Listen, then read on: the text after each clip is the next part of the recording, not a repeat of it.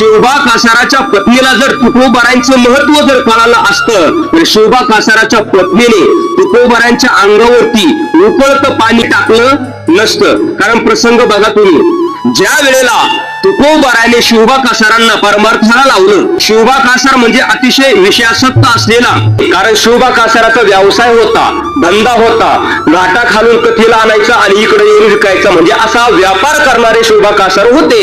मग त्यांना परमार्थाला लावलं, सगळ्या प्रपंचावर पाणी सोडलं आणि फक्त तुकोबारांसोबतच त्या ठिकाणी कीर्तन प्रवचनाला जावं लागले.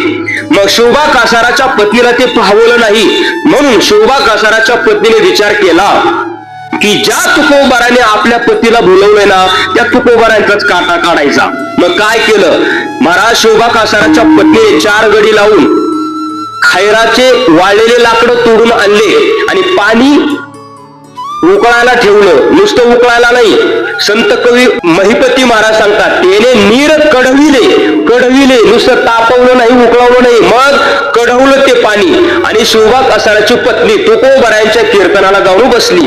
आता ज्या वेळेला शिवबा कासाराच्या पत्नीला शिवबा कासाराने पाहिलं त्यावेळेला शिवबा कासार म्हणतोय, आज नेमका सूर्य कोणत्या दिशेला उगवलाय बुवा.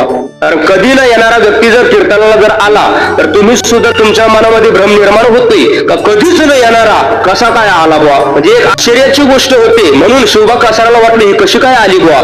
पण ठीक आहे म्हटले. तुकोबारांचे कीर्तन झाल्यानंतर शिवबा कासाराची पत्नी तुकोबारांच्या दर्शनाला गेली, दर्शन घेतलं आणि मग शिवबा कासाराच्या पत्नीने सांगितलं, महाराज तुम्ही माझ्याकडे उद्या स्नाना करता आणि भोजना करता आलं पाहिजे. तुकोबाराय म्हटले काही हरकत नाही, माते अवश्य येईल मी, जा. जर त्यांच्या घरी आपल्या जाण्यानं जर एखादा व्यक्ती जर परमार्थाला लागत जर असेल तर आपण गेलं पाहिजे. या नियमाप्रमाणे तुकोबाराय म्हटले ठीक आहे, शिवबा कासाराची पत्नी जर परमार्थाला लागत असेल तर आपण त्यांच्याकडे आंघोळीला जेवणाला गेलं पाहिजे. आणि तुकोबारांचा सकाळचा काकडा झाला आणि तुकोबाराय शिवबा कासाराच्या घरी स्नाना करता गेले. पण आता महाराज दुर्जनाची बुद्धी साधूला कळत नाही, महाराज दुर्जनाची बुद्धी साधूला कळत नाही. तिने काय केलं होतं, तुकोबारांची खोड मोडायची होती म्हणून तिने पाणी उकळत नाही, कढवलं होतं पाणी.